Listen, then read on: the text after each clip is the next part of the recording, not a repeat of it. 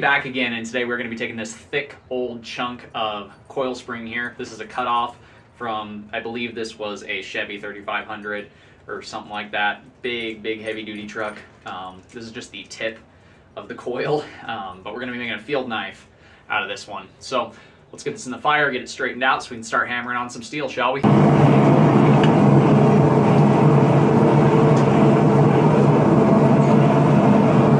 Let's get rid of all this nasty coating that's on here.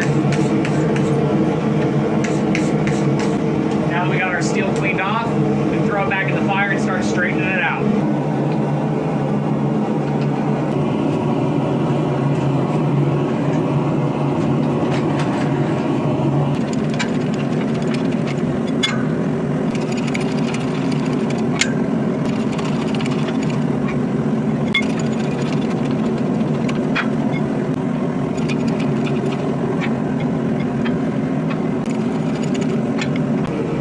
Start with our big 12-pound just to get this moving. And we're going to start working on our tang here.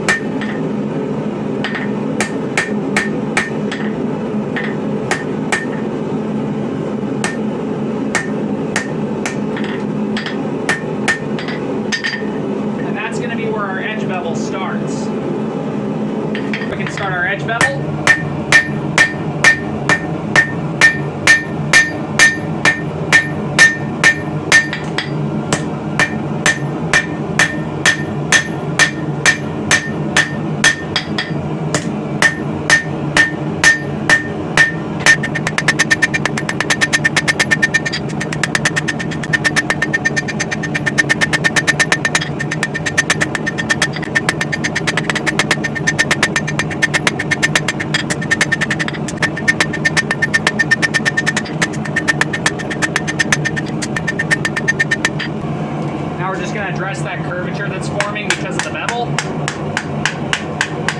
We're just using our rawhide mallet here.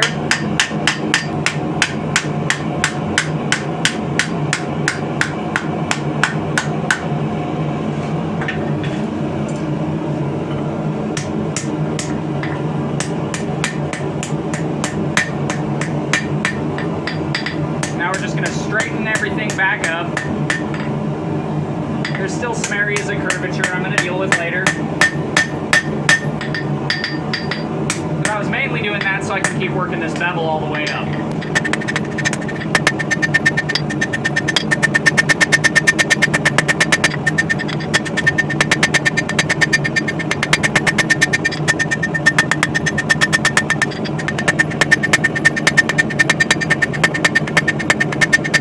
Again, we're just going to go ahead and get rid of that unwanted curvature.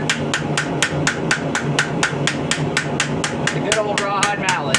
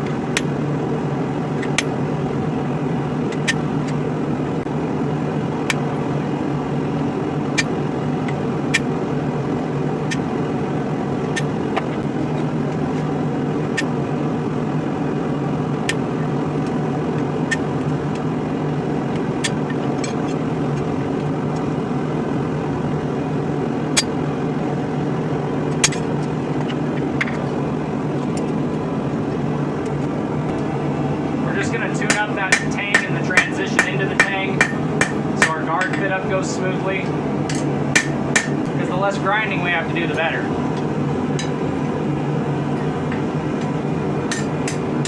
I'm going to set this to the side for a minute, and we're going to start work on the top guard and the bottom guard. You can never go wrong with spring steel. Go ahead and get this down to thickness.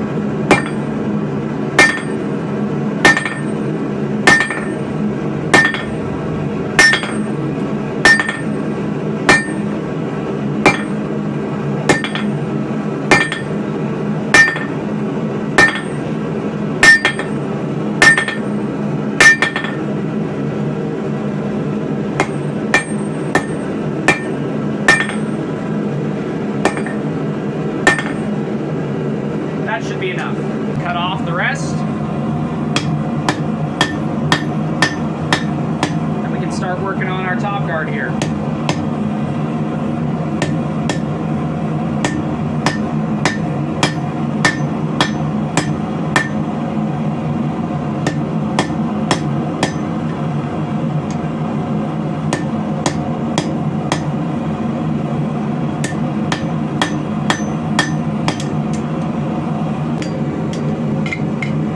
I can just hot pile off all that rag.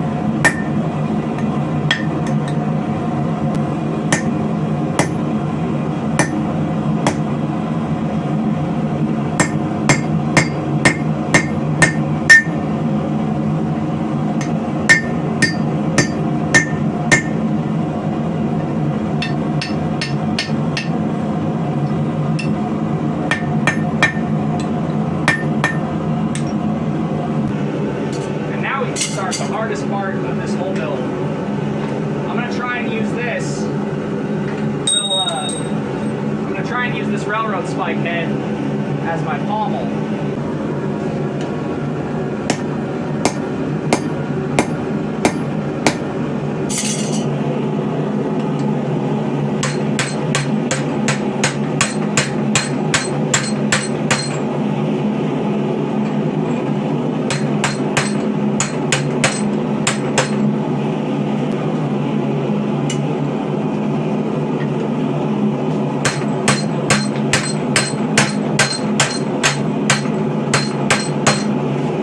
So I ended up making the blade a little longer than I wanted to.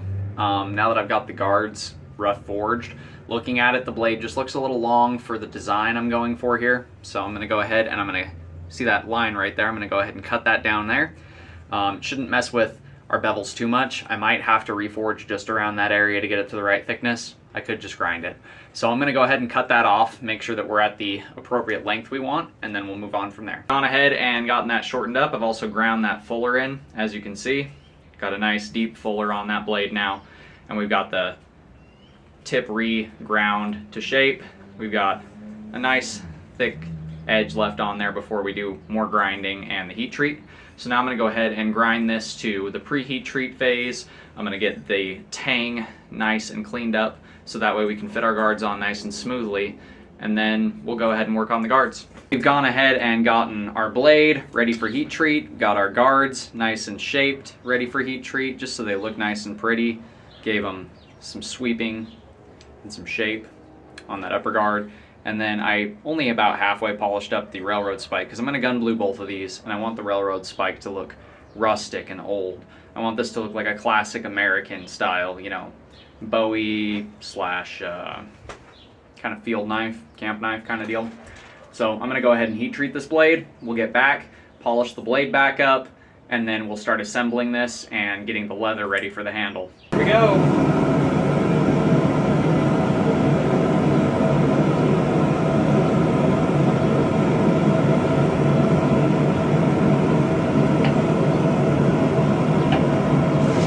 Beautiful edge quench. Now we can start doing some metalworking magic.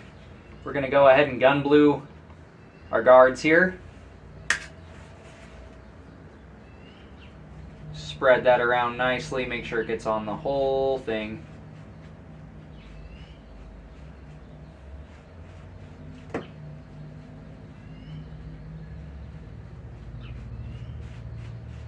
And you can see just how fast that gun bluing is working.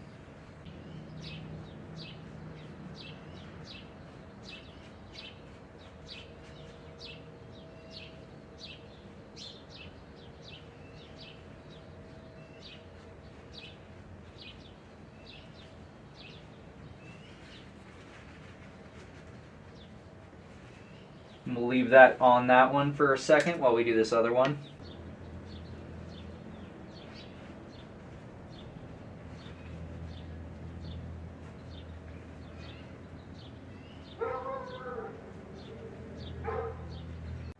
So we've got our parts back from washing them off. They're nice and dark. I'm gonna go ahead and hit them with some soft steel wool, and that'll give them a nice sheen and clean up any excess of that gun bluing that might be sticking around. Nice and lots of nice rustic looking areas where I left some of the scale on, but it's shiny with some of that scale all over that railroad spike head. So that's gonna look real cool on the end of that knife. And then we've got a real clean, it's got a little bit of schmutz on there from my dirty hands, but nice, clean, shiny black guard for that front guard. So we are back from the grinder post heat treat, and I've got the guard fitted up nice and solid. That's not gonna go anywhere. The pommel is not fitted on yet. It is fitted tight, but it is not, you know, permanently attached yet, because the next step is cutting a bunch of leather so we can make a stacked leather handle. Woo! We're coming along well. That blade is really sleek, really smooth, as you can see. Got the edge on there already, nice and sharp. So yeah, now all that's left is getting that handle put together, and we'll be on our way to a finished knife. So the easiest way I found to make these stacked leather handles to get the circles with a pre-centered hole saw.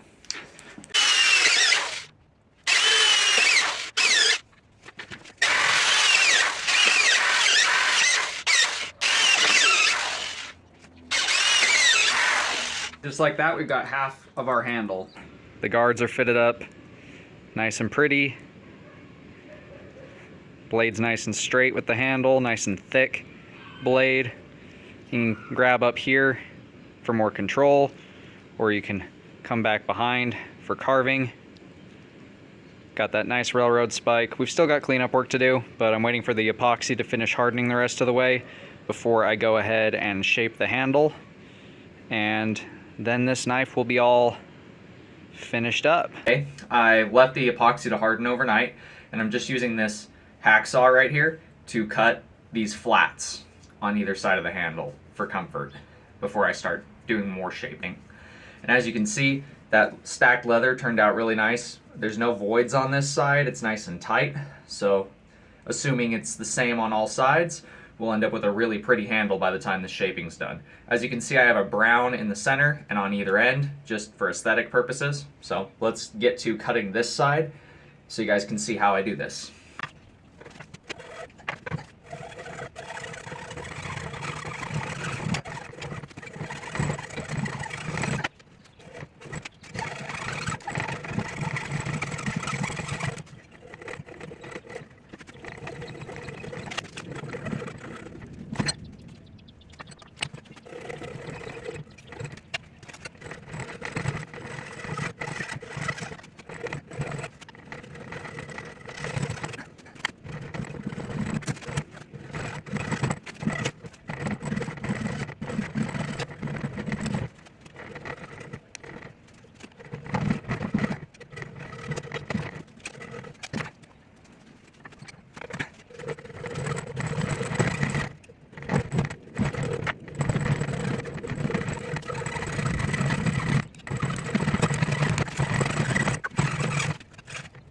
And we've got our handle all finished up. We've got a nice, clean, voidless, stacked leather handle here. Still got a little bit of hand sanding to do just to fine tune some things, but as you can see, we've got a nice little blade going on. Very simple, but elegant and efficient. Since this video is so long, I'm gonna have to cut a lot of footage. I cut the footage of me doing the log test with this before I put the handle on, just because if this was gonna break, I wanted it to break before I got it this far. So this blade is solid enough to baton, it's solid enough to do the log chop test. Now let's see how it does against some water bottles. Just a final look at things. We've got our nice railroad spike head for a bottom pommel. Kind of be able to pound on stuff with that. It keeps the fingers retained so you don't lose grip. You've got a nice S-guard at the top there, so you can hold it in a traditional grip, you can hold it in a high grip, you can hold it in reverse grip for carving back on things. So it's a very utilitarian handle. It's very square on the sides, but ovate enough to where it's not going to hurt your hands when you're using it. And yeah, the blade is all finished up. Hope you guys like the look of this thing, because it is a pretty wild little beastie here. So let's go grab some water bottles and get to chopping, shall we? See how she does.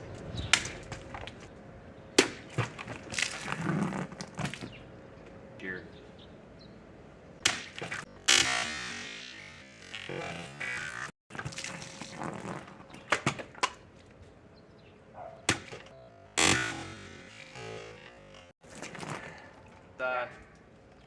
Sharp enough to split rings off the water bottle. That's the label. But that's the ring from right there that it just chopped off. So yeah, I'd say it's good enough to cut. But that does it for today's video. Sorry it was such a long one. I just wanted to fit this whole build into one video so that way I don't have to worry about splicing it up into a series. We've got our nice little Kbar style knife all finished. Nice stacked leather handle with a railroad spike pommel. It's sharp, it's durable, does the job well. So, hope you guys like what you've seen. If you do me a favor, do that thing right there. Until next time, God bless, stay sharp out there. If you're looking for a custom sharp object, check out the Etsy store.